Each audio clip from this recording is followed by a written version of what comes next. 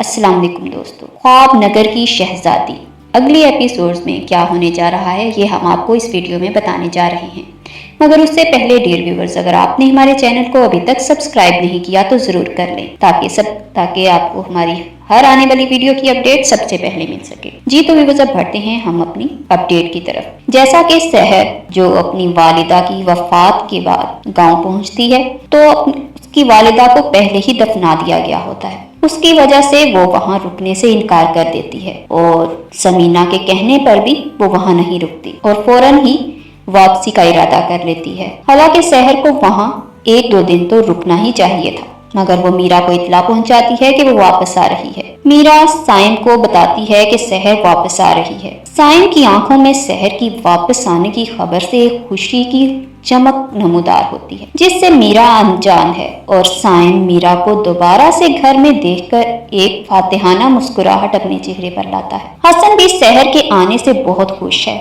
دوسری طرف سائم اور سحر گاڑی میں ایک ساتھ بہت قریب ہوتے ہیں تو سحر کو لگتا ہے کہ سائم کو حاصل کرنے سے ہی اس کے تمام خواب پورے ہوں گے، اور سائم کی اپنے لیے توجہ دیکھ کر سحر کو اپنے خوابوں کو پانا مشکل نہیں لگ رہا۔ وہ اپنے خیالات کا اظہار اپنی بہن سمینا سے بھی کرتی ہے کہ میرے سارے خواب اس گھر میں رہ کر ہی پورے ہوں گے۔ سمینا جس نے پہلے سحر کو اکسایا تھا کہ تم سائم کو قابو میں کرو، اسے بھی احساس ہو جاتا ہے کہ میرا ایک اچھی اور خدا ترس عورت ہے، اس لیے وہ سحر سے کہتی ہے کہ اتنی اونچی اڑان مت اڑو کہ جب گرو تو تکلیف کے علاوہ کچھ ہاتھ نہ آئے۔ سمینا سمجھاتی ہے کہ سائم صاحب کی بیوی بہت اچھی ہیں اور ان کی ایک خوشحال فیملی ہے اور وہ اپنی بیوی سے بہت محبت کرتے ہیں، جس پر سحر کہتی ہے کہ سائم کو میرا باجی میں کوئی دلچسپی نہیں ہے، وہ صرف ایک اچھے شوہر ہونے کا فرض نبھا رہی ہیں اور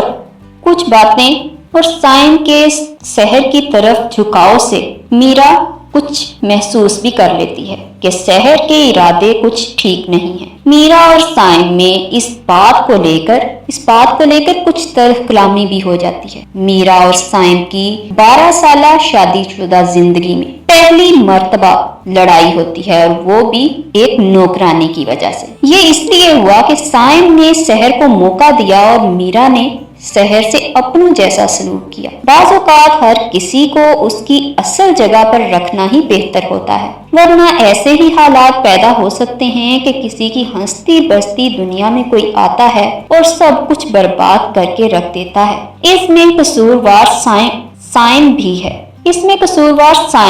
جس نے اپنی بیوی کی محبت کا مان نہیں رکھا۔ سائم سحر کو چوری چھپے موبائل بھی لے کر دیتا ہے تاکہ وہ کبھی بھی کسی بھی وقت سحر سے رابطے میں رہ سکے۔ میرا سحر کو اپنے کچھ نئے کپڑے بھی دیتی ہے اور ہر طرح سے سحر کا خیال رکھتی ہے، مگر سحر کو ایک دفعہ بھی میرا کا خیال نہیں آتا کہ میں اس کے ساتھ کیا کر رہی ہوں، میں اس کے سہاگ پر ڈاکہ ڈال رہی ہوں۔ یہ احساس سحر کے دل میں ذرا بھی نہیں آتا، اور دوسری طرف سائم سحر سے اس بات کا اظہار بھی کرتا ہے کہ میں سب کچھ اگنور کر سکتا ہوں سوائے تمہارے۔ اب تو سائم سحر کے کمرے میں اس کے اتنے قریب آ چکا ہے کہ جتنا کسی محرم رشتے کو قریب ہونا چاہیے۔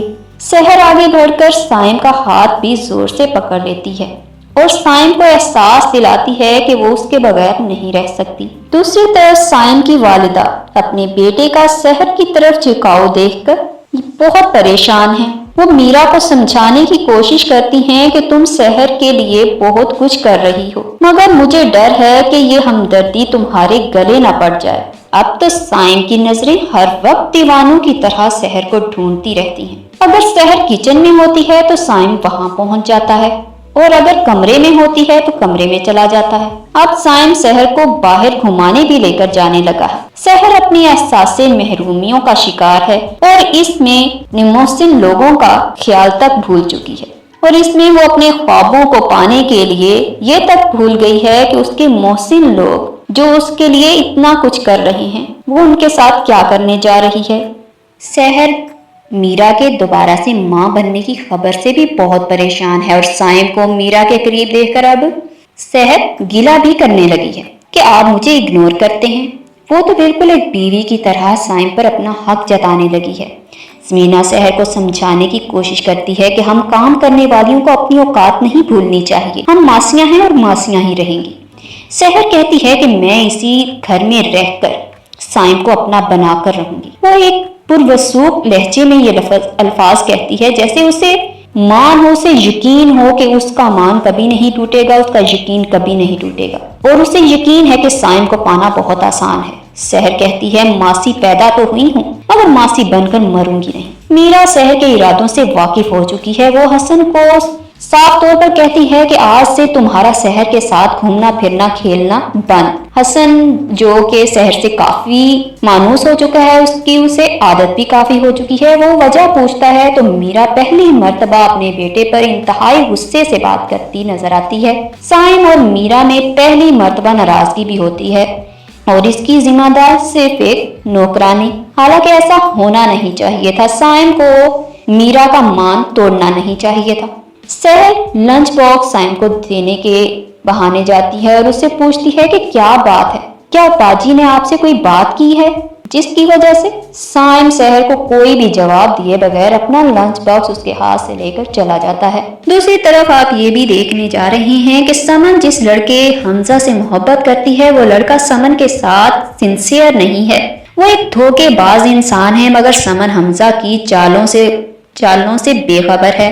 अगर हमजा समन के साथ सिंसियर होता तो उसे भला समन के बहनोई या समन की वालिदा और बहन से मिलने में क्या एतराज हो सकता था, मगर वो तो किसी से भी मिलने के लिए तैयार नहीं है।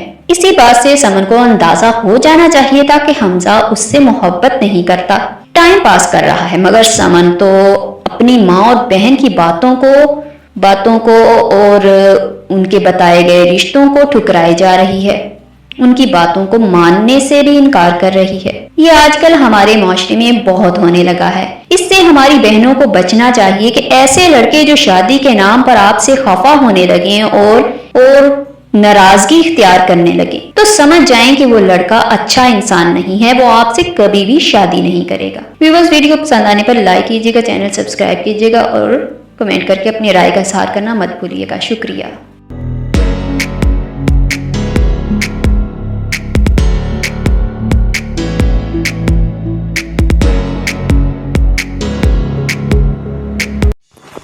डियर व्यूअर्स, वीडियो पसंद आने पर लाइक करें और अपनी कीमती राय का इजहार कमेंट देकर जरूर करें। हमारी लेटेस्ट अपडेट सबसे पहले देखने के लिए हमारा चैनल सब्सक्राइब करें और बेल आइकन को दबाना मत भूलें। शुक्रिया।